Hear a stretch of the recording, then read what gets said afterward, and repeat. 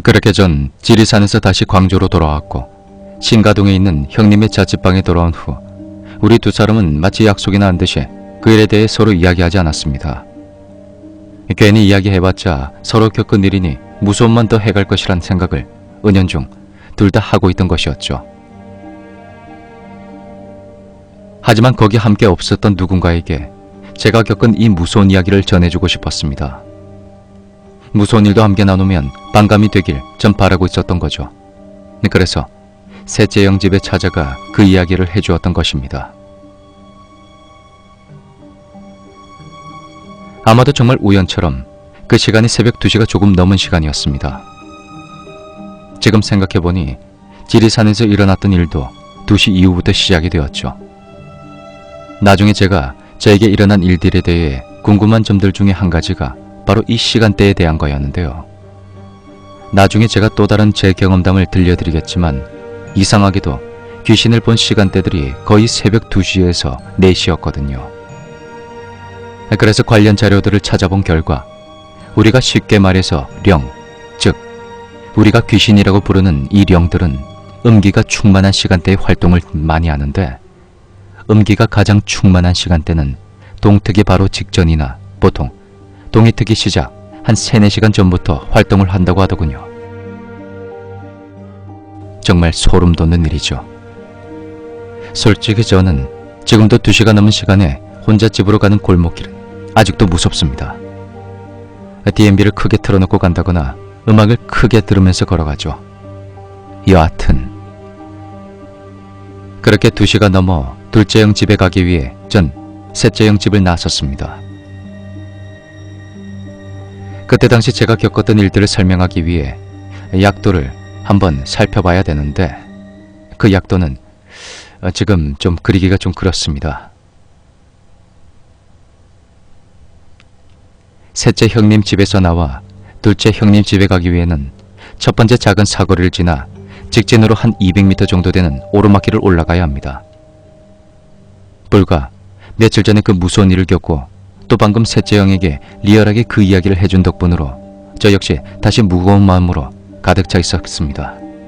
그래서 셋째 형 집에서 자고 갈까도 생각했지만 결정적으로 셋째 형님 집에는 당시 컴퓨터가 없었기 때문에 너무너무 심심했습니다.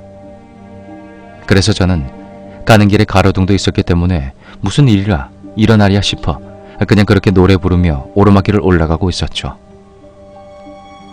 올라가는 도중에 제 왼쪽에는 신가공원이 있고 오른쪽에는 한창 공사 중이었던 신가초등학교 건축 현장이 있었는데 대부분의 골조 건물은 다 올라간 상태였습니다. 그렇게 전 혼자서 노래를 부르며 오르막길을 올라가고 있었습니다. 그렇게 절반도 올라가지 못해서 저는 갑자기 온몸에 소름이 돋는 걸 느꼈습니다.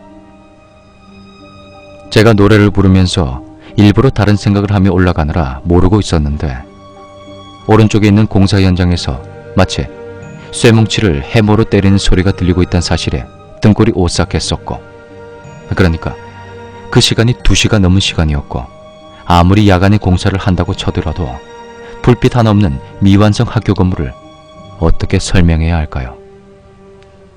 그리고 절 미치게 만든 사실은 그 쇠뭉치를 때리는 소리가 바로 제 발걸음 소리와 정확하게 일치해 들리고 있다는 사실입니다. 한번 생각해 보십시오. 그 시간에 혼자 걷고 있는데 모든 불이 꺼져 있는 조용한 미완성 학교 건물에서 내 걸음소리에 맞춰서 그런 소리가 난다면 여러분은 어떤 생각이 들까요? 전 온몸의 털이 곤두서는 느낌을 받으면서 설마 하며 걸음을 멈춰보았습니다. 그런데 맙소사, 제 발걸음 소리와 상관없길 바랐던 저의 그 바람은 산산조각이 나면서 그 소리도 같이 멈춥니다. 그때 전 제 심장이 멎는 것 같은 느낌을 받았습니다. 그래도 또 설마 하면서 이번에는 그 소리가 다시 나지 않길 바라면서 정말 그러길 바라면서 후들거린 다리를 떼어 한 걸음을 옮겼습니다. 제 오른쪽 발바닥이 지면에 닿는 그 순간 정말 제 의식을 송두리째 흔든 그 소리가, 그 저주받을 소리가 오른쪽 발바닥이 지면에 닿는 순간 깡 하고 거의 저는 의식이 가물거리며 또다시 그 엄청난 공포감에 시달려야 했습니다. 그럴 리 없어. 우연히야를 외치며 다시 한번 힘을 내서 왼발을 옮겼죠. 제 왼발이 바닥 지면에 닿는 순간 깡! 전 눈물을 주룩주룩 흘렀습니다. 정말로 눈물이 막 났습니다.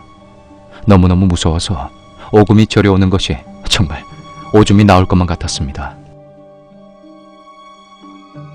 그때부터 저는 아무 생각이 안 나고 머리가 하얘지는 것을 느꼈죠.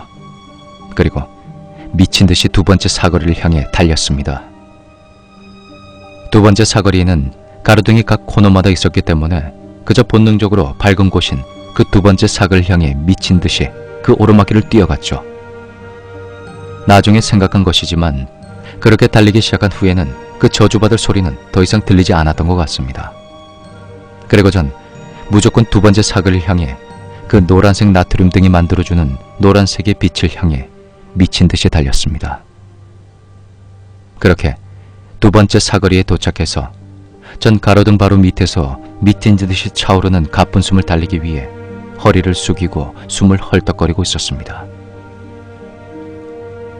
어느 정도 숨이 진정이 되고 저의 마음도 진정이 되었을 때였습니다.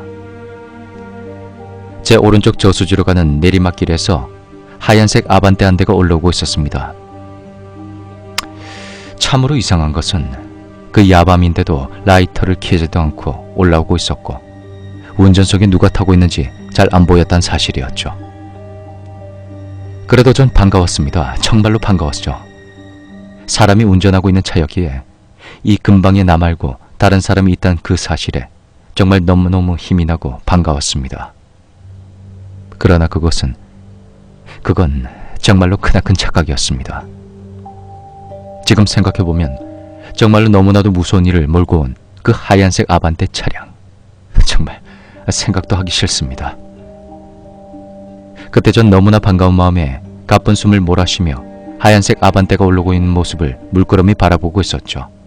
그런데 그 아반떼 차량이 바로 제 앞에 거의 운전석에 탑승하기 위해 마치 제가 차에 타기 위해 운전석을 열 수 있을 정도로 가까운 거리에 차를 세웠습니다. 그리고 자동차 창문이 찡 하는 소리를 내며 조금씩 밑으로 내려가면 내려갈수록 안에 보이는 사람의 형체가 귀 밑부터 보이기 시작할 때 전 오줌을 찌를 정도의 공포를 정말 지금까지 지리산과 방금 겪었던 그 저주받을 소리를 들었을 때 공포를 더하고 거기에 100을 곱해도 모자랄 공포감을 느끼고 있었습니다. 정말 그 정도의 공포감이었죠. 그냥 턱이 덜덜거리면서 조금씩 오줌이 지리고 있다는 것도 느낄 수가 없었습니다. 그 하얀색 아반떼에 타고 있는 것은 바로